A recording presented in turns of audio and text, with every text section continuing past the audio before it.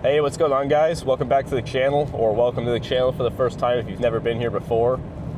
Basically, for this video, I just want to do a quick little review of my Eibach Stage 2 R coilovers and rear shocks.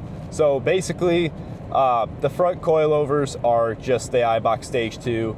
It's called the Stage 2 R kit because it comes with the rear reservoir, external body shocks in the back. So if you get the Eibach Stage 2, they should be the exact same front coilovers. I just have the Stage 2R rear shocks. But yeah, basically, I love this kit. I highly recommend it for anyone who is looking to raise their truck to get it leveled out, and then maybe looking to reduce some of the nosedive you get on hard braking with the stock suspension, and also eliminate some of the body roll you might be experiencing with the stock suspension. Now, obviously, there's still going to be some nosedive when you're slamming on the brakes, and there's still going to be some body roll. This is a truck. It's not, you know, a Shelby GT350 Mustang that's set up to handle and do everything super good on a racetrack.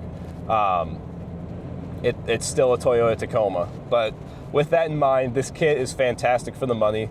I think you can get it around $1,300 full price. And if you don't want to get the full kit, you can always just get the front coilovers instead, and then do your own shocks in the back, or you can even keep the stock shocks. People don't realize it, but the stock shocks are actually not too bad on these trucks if you're just doing normal driving and stuff. Now, if you're going out in whoops in the desert, obviously stock shocks in the back are probably not going to be what you're looking for. You're probably going to be more interested in like some Davidson long travel shocks or Kings or something like that, but that's a lot more money.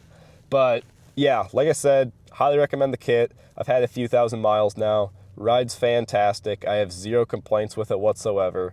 And the biggest advantage with this kit is the fact that you can adjust the ride height of the truck without removing the suspension. So basically, you put the suspension in. It should already be set to level the truck out if you keep the rear of your truck stock. But in my case, I lifted the back too with an ad leaf, so I raised the front up.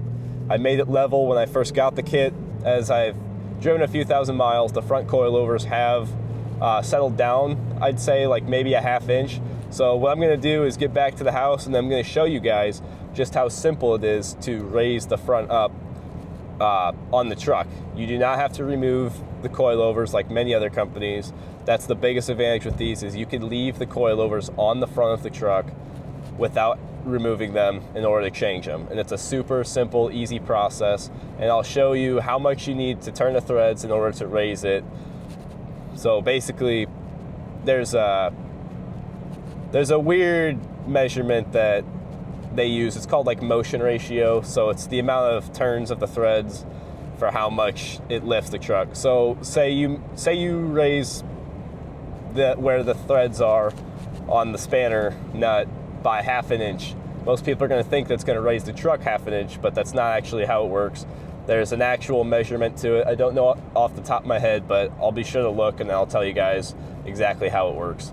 But yeah, if you're looking for new suspension, I know I was in the market for the Fox 2.0 coilovers, but the biggest downfall to those was the fact that if I wanted to adjust the height, I have to remove all the suspension from the front and redo it all, which is very time consuming in comparison to just jacking up the front and moving the spanner wrench to adjust the ride height. But yeah, we'll get back to the house and I will show you guys how to do that, because I need to raise the front of mine up a little bit to make it level again. So I'll meet back up with you guys there and we'll start working on that. All right, guys, we've got the truck jacked up now. All we've got to do is take our spanner wrench here, and then it goes right on the little slots on the bottom of the coilover. So basically we just put that in there, and then we're just gonna twist it. But what we're gonna do is measure the threads that are showing, and then we need to raise it based off how many threads we see. We gotta measure that with a tape measure and see what we're at, because the motion ratio for a 3rd gen Tacoma is 0.5 inches. So what that means is every ½ inch that you go up on the coilovers, it raises the truck an inch. And I only need to raise it a ½ inch, so I'm just gonna raise it a 1/4 inch. So like I said, just use the threads measure it, and then that's how you'll raise it, just with this spanner wrench. And yeah, that's it. All right, guys, just got the truck finished up, just lowered it back down. Like I said, I only raised the front about 1/4 of an inch roughly. I'm gonna see how I like it within the next day or two, and then I might go ahead and raise it another 1/4 inch just to help make it look perfectly level. It still looks like there's a tiny bit of rake. When you measure the wheel gap from back to front, it's exactly the same, but I don't know if it's just me. I feel like just the way that the Tacoma's body lines kind of curve, it kind of makes it look like it has rake, which honestly, it's probably just because if you look there, the hood, instead of going straight across, the hood kind of goes down at an angle.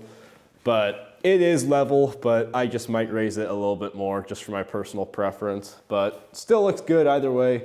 But yeah, if there's anything I'd recommend doing, if you have this kit and want to adjust it, I would recommend they make some sort of spray that you can spray on the threads like before you go to adjust it. That helps the threads kind of spin a little bit better.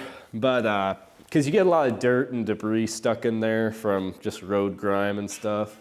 But yeah, I would look up some sort of chemical like that. I know they have a name for it, but it's 4 threads so that the nut slides, like the spanner nut slides better on it, but you just spray it. Otherwise, you could always use brake cleaner or something like that. I just don't really like using brake cleaner on stuff like that in case it was to take off the paint. But yeah, guys, that's gonna be it for the video. If you have any questions about the kit, just drop a comment down below. And yeah, we'll see you guys in the next one.